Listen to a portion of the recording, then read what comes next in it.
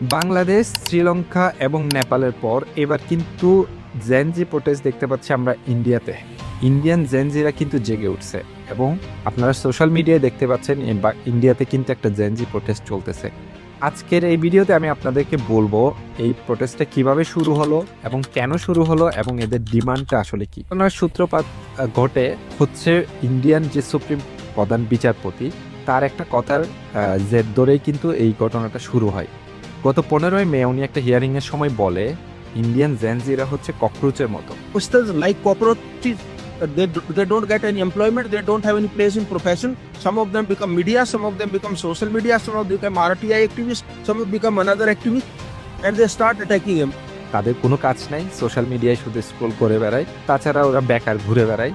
যেরকম আমাদের শেখ হাসিনা বলছিল যে তার মানে কি মুক্তিযোদ্ধার সন্তান নাতিপুতিরা কেউ মেধাবী নেই, যত রাজাকারের বাচ্চারাও নাতিপুতি হলো মেধাবী, তাই না? এই ঘটনার পর একজন ইন্ডিয়ান যে ইউএসএতে থাকে বস্টনে, সে একটা টুইট করে যে কেমন হয় যদি সব ককরোচ একসাথে হয়ে যায়, এবং সাথে সাথে সে একটা ইনস্টাগ্রাম পেজ খুলে। ওই পেজে 3 থেকে 4 দিনের ভিতর 20 মিলিয়নের বেশি ফলোয়ার হয়। এটা দেখে ইন্ডিয়ান গভর্নমেন্ট কিন্তু ভয় পেয়ে যায় এবং সাথে সাথে ওই পেজটা তাদের একটা ওয়েবসাইটও ওরা করে, ওই পেজ এবং ওয়েবসাইট ইন্ডিয়াতে ব্যান করে দেয়। এবং সাথে সাথে ইন্ডিয়াতে কিন্তু আরেকটা ঘটনা ঘটতেছিল, সেটা হচ্ছে পেপার লিক। যেমন হচ্ছে নিট পেপার লিক, যেটা খুবই ইম্পর্টেন্ট। নিট হচ্ছে আপনার মেডিকেল এন্ট্রান্স এক্সাম, যেটা বাংলাদেশেও হয়, বিভিন্ন দেশে হয়ে থাকে। সো এই নিট এক্সামের সময় এই পেপারটা আগে থেকে লিক হয়ে যায় এবং পরীক্ষাটা ইন্ডিয়ান গভর্নমেন্ট বাতিল করে দেয়।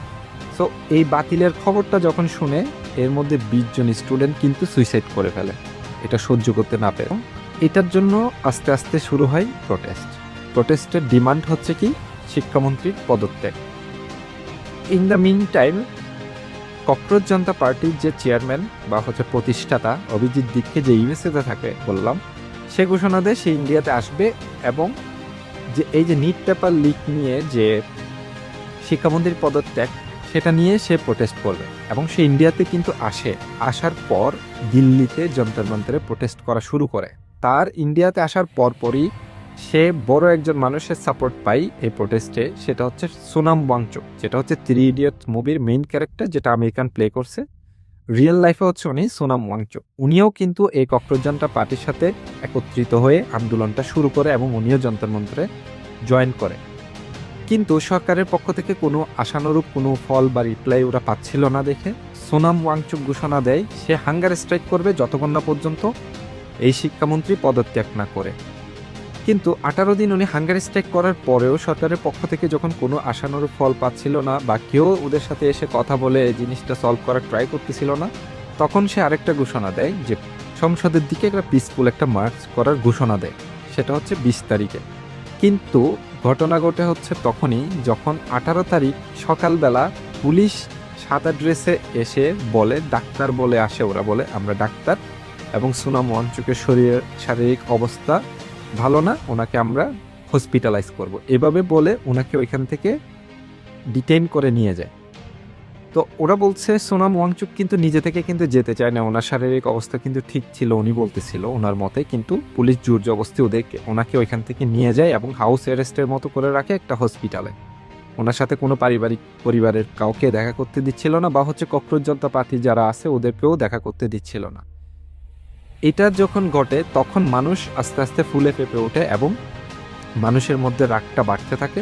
সবাই, সাধারণ মানুষজন এবং অ্যাক্ট্রেস থেকে নিয়ে পলিটিক্যাল লিডার থেকে নিয়ে সবাই আস্তে আস্তে কি হয়, যন্তর মন্তরে জড়ো হতে শুরু করে এবং প্রস্তুতি নিতে থাকে 20 তারিখে ওই সংসদমুখী মার্চ করার জন্য। 20 তারিখ সকালবেলা ওরা মার্চটা শুরু করে এবং যখন এটা শুরু হয়, যখন ওরা সংসদের দিকে যেতে রওনা হয়, তখনই শুরু হয় হচ্ছে আসলে পুলিশের মারধর এবং হচ্ছে ব্যারিকেড দিয়ে ওদেরকে আটকানোর জন্য চেষ্টা করে, যেটা আমরা সবাই দেখছি। কিন্তু জেনজি প্রোটেস্টের সময় সরকার কি করে, অবশ্যই ওদের ফোর্স যারা আছে ওদেরকে নির্দেশ দেয় যে এটা থামানোর জন্য। সো ইন্ডিয়ান গভর্নমেন্টও কিন্তু সেম কাজটাই করছে এবং ওদেরকে খুবই অত্যাচার করছে এবং লাঠিচার্জ করছে, মেরে আহত করছে, হাজার হাজার স্টুডেন্ট কিন্তু আহত অবস্থায় ছিল। এর পরপর নরেন্দ্র মোদী আসে এবং এসে ঘোষণা করে যে স্টুডেন্টদেরকে প্রোটেস্ট থামাতে, এবং বলা হয় যে যারা নিট পেপারের সাথে যুক্ত আছে ওদেরকে দৃষ্টান্তমূলক শাস্তি দেওয়া হবে। কিন্তু নরেন্দ্র মোদী কিন্তু একটা কথা কিন্তু বলে নাই, সেটা হচ্ছে শিক্ষামন্ত্রী পদত্যাগ করবে কি করবে না সেটা কিন্তু বলে নাই। সো সেক্ষেত্রে দেখা যায় সৌর জনতা পার্টি বা সিজেপি ওটা মেনে নেয় নাই, ওরা প্রোটেস্ট চালিয়ে যাওয়ার জন্য প্রোটেস্ট কন্টিনিউ করার জন্য ডিসিশন নেয় এবং তারা প্রোটেস্ট করতেই থাকে এবং তাদের উপর শুরু হয় যে পুলিশ দিয়ে বর্বরতা এবং নির্যাতন। এখনো কিন্তু তারা প্রোটেস্ট থামায় নাই, ওদের ডিমান্ড একটাই, সেটা হচ্ছে শিক্ষামন্ত্রীর পদত্যাগ। সো এখনো কিন্তু প্রোটেস্ট চলতেছে ইন্ডিয়াতে। এবং আপনাদের কি মনে হয় দর্শক, এটি কি সরকার পতনের আন্দোলনের দিকে যাবে নাকি এটাকে এইখানেই থামিয়ে দেওয়া হবে? অবশ্যই কমেন্ট সেকশনে জানাবেন। আমি ভিডিওর মাধ্যমে আপনাদেরকে এই বিষয়ে আপডেট দিতে থাকবো, কি হচ্ছে না হচ্ছে পরবর্তীতে। ভিডিওটা ভালো লাগলে অবশ্যই লাইক, শেয়ার এবং আমার পেজটা ফলো দিয়ে রাখবেন। ধন্যবাদ।